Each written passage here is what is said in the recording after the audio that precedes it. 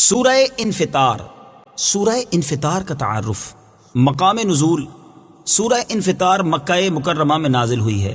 آیات، کلمات اور حروف کی تعداد: اس سورت میں ایک رکوع، 19 آیتیں، 80 کلمے اور 327 حروف ہیں۔ انفطار نام رکھنے کی وجہ: انفطار کا معنی ہے پھٹ جانا، اور اس سورت کا یہ نام اس کی پہلی آیت میں مذکور لفظ انفطرت سے ماخوذ ہے۔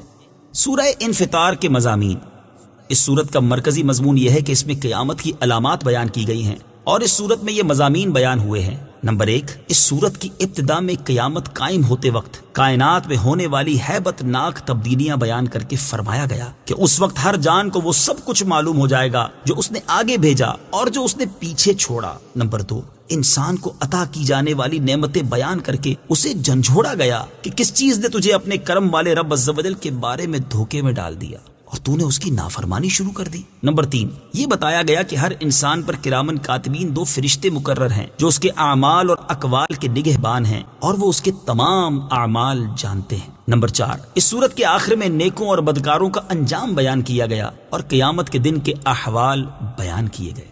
سورہ تکویر کے ساتھ مناسبت: سورہ انفطار کی اپنے سے ماقبل سورت تکویر کے ساتھ مناسبت یہ ہے کہ دونوں سورتوں میں قیامت کی ہولناکیاں اور احوال بیان کیے گئے۔ بسم اللہ الرحمن الرحیم۔ ترجمہ: اللہ کے نام سے شروع جو نہایت مہربان رحمت والا ہے۔ اذا السماء انفطرت واذا الكواكب انتثرت واذا البحار فجرت وَإِذَا الْقُبُورُ بُعْثِرَتْ عَلِمَتْ نَفْسٌ مَّا قَدَّمَتْ وَأَخَّرَتْ۔ ترجمہ: جب آسمان پھٹ جائے گا اور جب ستارے جھڑ پڑیں گے اور جب سمندر بہا دیے جائیں گے اور جب قبریں کریدی جائیں گی، ہر جان کو معلوم ہو جائے گا جو اس نے آگے بھیجا اور جو پیچھے چھوڑا۔ اذا السماء انفطرت، جب آسمان پھٹ جائے گا۔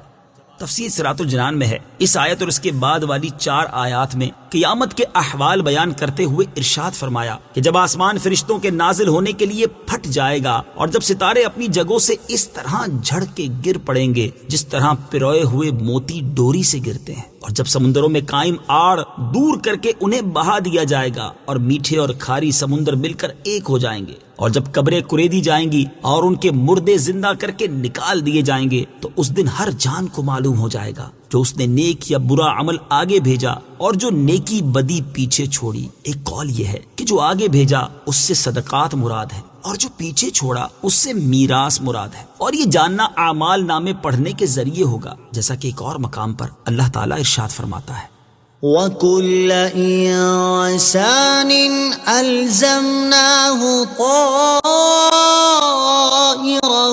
فِي عُنُقِهِ وَنُخْرِجُ لَهُ يَوْمَ الْقِيَامَةِ كِتَابًا يَلْقَاهُ مَنشُورًا اقْرَأْ كِتَابَكَ كَفَى بِنَفْسِكَ الْيَوْمَ عَلَيْكَ حَسِيبًا۔ ترجمہ: اور ہر انسان کی قسمت ہم نے اس کے گلے میں لگا دی ہے، اور ہم اس کے لیے قیامت کے دن ایک نامہ اعمال نکالیں گے جسے وہ کھلا ہوا پائے گا۔ فرمایا جائے گا کہ اپنا نامہ اعمال پڑھ، آج اپنے متعلق حساب کرنے کے لیے تو خود ہی کافی ہے۔ یا ایھا الانسان ما غرک بربک الکریم الذی خلقک فسواک فعدلک فی ای صورة ما شاء رکبک کلا بل تکذبون بالدین۔ ترجمہ: اے انسان، تجھے کس چیز نے اپنے کرم والے رب کے بارے میں دھوکے میں ڈال دیا، جس نے تجھے پیدا کیا، پھر ٹھیک بنایا، پھر اعتدال والا کیا، جس صورت میں چاہا تجھے جوڑ دیا؟ ہرگز نہیں، بلکہ تم انصاف ہونے کو جھٹلاتے ہو۔ یا ایھا الانسان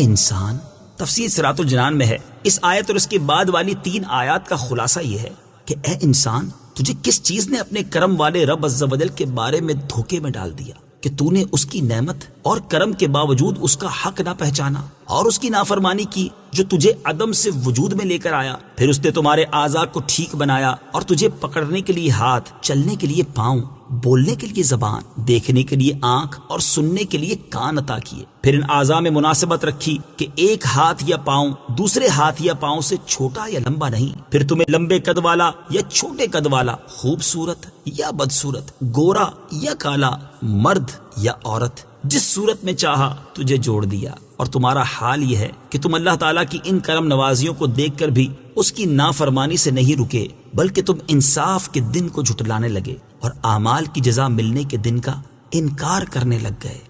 اللہ تعالیٰ کی نافرمانی کر کے اچھی جزا کی امید رکھنا بے وقوفی کی علامت ہے.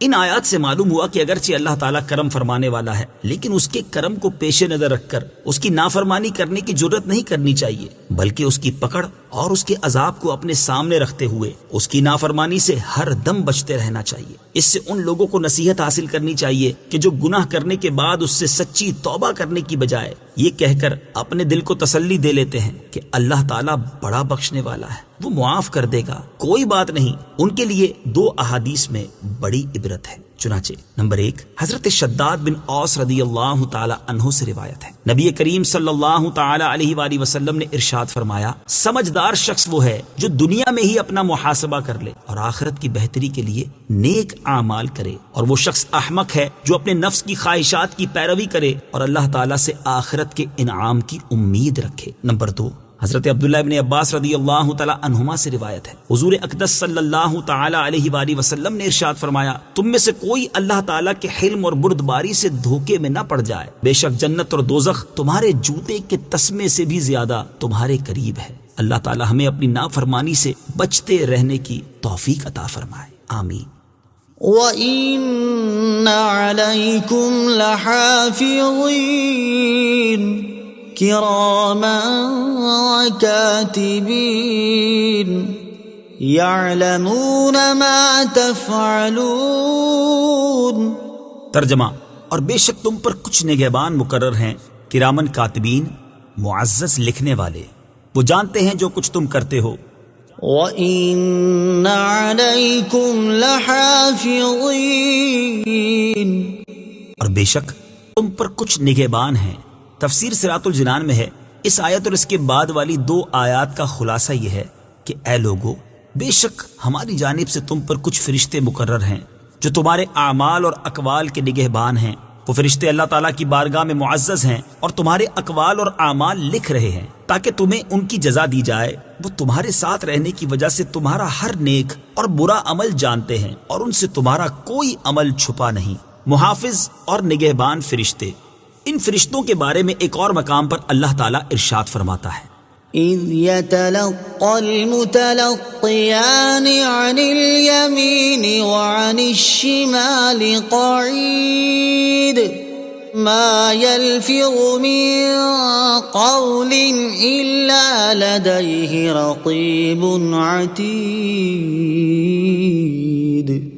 ترجمہ، اور جب اس سے لینے والے 2 فرشتے لیتے ہیں، ایک دائیں جانب اور دوسرا بائیں جانب بیٹھا ہوا ہے، وہ زبان سے کوئی بات نہیں نکالتا مگر یہ کہ ایک محافظ فرشتہ اس کے پاس تیار بیٹھا ہوتا ہے.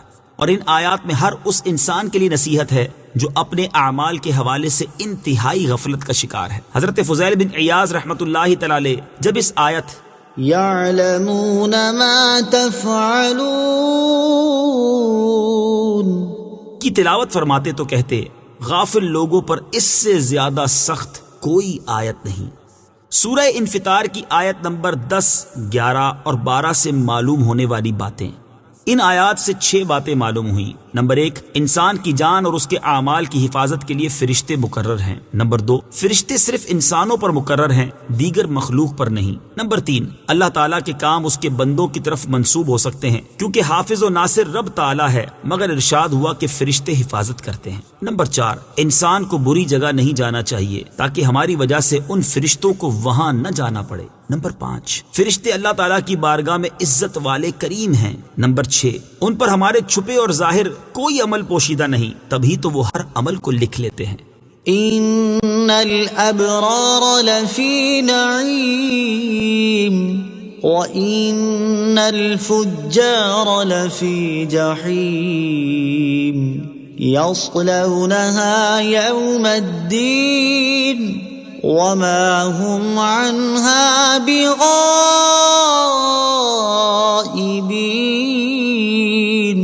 وما أدراك ما يوم الدين ثم ما أدراك ما يوم الدين يوم لا تملك نفس لنفس شيئا والأمر يومئذ لله۔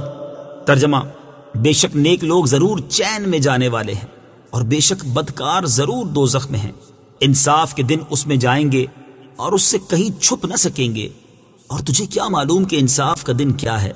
پھر تجھے کیا معلوم کہ انصاف کا دن کیا ہے؟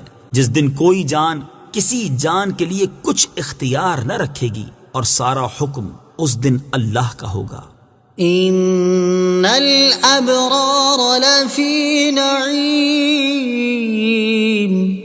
بے شک نیک لوگ ضرور چین میں ہیں۔ تفسیر صراط الجنان میں ہے، اس سے پہلی آیات میں بندوں کے اعمال لکھنے والے فرشتوں کے بارے میں بیان کیا گیا، اور اب یہاں سے عمل کرنے والوں کے احوال بیان کیے جا رہے ہیں۔ چنانچہ اس آیت اور اس کے بعد والی 6 آیات میں ارشاد فرمایا کہ بے شک وہ لوگ جنہوں نے فرائض کی ادائیگی اور گناہوں سے بچنے کے ذریعے اپنے ایمان کو سچا کر دکھایا، یہ ضرور نعمتوں سے بھرپور جنت میں جانے والے ہیں، اور بے شک کافر لوگ ضرور جلا کر رکھ دینے والی دوزخ میں جانے والے ہیں، اور وہ انصاف کے دن اس جہنم میں جائیں گے جسے وہ دنیا میں جھٹلاتے رہے، اور اس جہنم سے کہیں چھپ نہ سکیں گے۔ اور اے بندے، تجھے کیا معلوم کہ انصاف کا دن کیا ہے؟ پھر تجھے کیا معلوم کہ انصاف کا دن کیا ہے؟ انصاف کا دن وہ ہے جس دن کوئی کافر جان کسی کافر جان کے لیے کچھ اختیار نہ رکھے گی، اور اس دن سارا حکم اللہ تعالیٰ کا ہوگا اور وہی ان کے بارے میں فیصلہ فرمائے گا۔ یوم لا تملک نفس لنفس شیئا، جس دن کوئی جان کسی جان کے لیے کچھ اختیار نہ رکھے گی۔ تفسیر صراط الجنان میں ہے، یعنی قیامت کے دن کوئی کافر کسی کافر کو کچھ نفع پہنچانے کا اختیار نہ رکھے گا، اور نہ ہی کوئی مسلمان کسی کافر کو فائدہ پہنچا سکے گا۔ قیامت کے دن سے ہر ایک کو ڈرنا چاہیے۔ یاد رہے کہ اس آیت میں اگرچہ کفار کا حال بیان ہوا ہے کہ انہیں قیامت کے دن کوئی دوسرا کافر یا مسلمان نفع نہیں پہنچا سکے گا، البتہ اس دن کی سختیوں، ہولناکیوں اور شدتوں کے پیش نظر مسلمانوں کو بھی اس سے ڈرنا چاہیے۔ چنانچہ ایک مقام پر اللہ تعالیٰ ارشاد فرماتا ہے، واتقوا يوما لا تجزي نفس عن نفس شيئا ولا يقبل منها شفاعة ولا يؤخذ منها عدل ولا هم ينصرون۔ ترجمہ، اور اس دن سے ڈرو جس دن کوئی جان کسی دوسرے کی طرف سے بدلہ نہ دے گی، اور نہ کوئی سفارش مانی جائے گی، اور نہ اس سے کوئی معاوضہ لیا جائے گا، اور نہ ان کی مدد کی جائے گی۔ اور ارشاد فرماتا ہے، واتقوا يوما ترجعون فيه إلى الله ثم توفى كل نفس ما كسبت وهم لا يظلمون۔ ترجمہ، اور اس دن سے ڈرو جس میں تم اللہ کی طرف لوٹائے جاؤ گے، پھر ہر جان کو اس کی کمائی بھرپور دی جائے گی اور ان پر ظلم نہیں ہوگا۔ اور ارشاد فرماتا ہے، یا ایھا الناس اتقوا ربکم واخشوا یوما لا یجزی والد عن ولده يوما لا يجزي والد عن ولده ولا مولود هو جاز عن والده شيئا إن وعد الله حق فلا تغرنكم الحياة الدنيا ولا يغرنكم بالله الغرور۔ ترجمہ: اے لوگو، اپنے رب سے ڈرو اور اس دن کا خوف کرو جس میں کوئی باپ اپنی اولاد کے کام نہ آئے گا اور نہ کوئی بچہ اپنے باپ کو کچھ نفع دینے والا ہوگا۔ بے شک اللہ کا وعدہ سچا ہے، تو دنیا کی زندگی ہرگز تمہیں دھوکہ نہ دے اور ہرگز بڑا دھوکہ دینے والا تمہیں اللہ کے علم پر دھوکے میں نہ ڈالے۔ امام محمد غزالی علیہ رحمت اللہ الوالی فرماتے ہیں، قیامت کا دن وہ دن جس میں کوئی شک نہیں، یہ وہ دن ہے جس میں چھپی باتوں جیسے عقائد، اعمال اور نیتوں کو جانچا جائے گا۔ اس دن کوئی کافر جان کسی دوسرے کی طرف سے بدلہ نہ دے گی۔ اس دن کی ہولناکی اور شدت سے آنکھیں کھلی کی کھلی رہ جائیں گی۔ اس دن کوئی دوست کسی دوست کے کچھ کام نہ آئے گا۔ اس دن کوئی جان کسی کافر جان کے لیے نفع پہنچانے کا کچھ اختیار نہ رکھے گی۔ اس دن ان کفار کو جہنم کی طرف دھکا دے کر دھکیلا جائے گا۔ اس دن وہ کفار آگ میں اپنے چہروں کے بل گھسیٹے جائیں گے۔ اس دن ان کفار کے چہرے آگ میں بار بار الٹے جائیں گے۔ اس دن کوئی باپ اپنی اولاد کے کام نہ آ سکے۔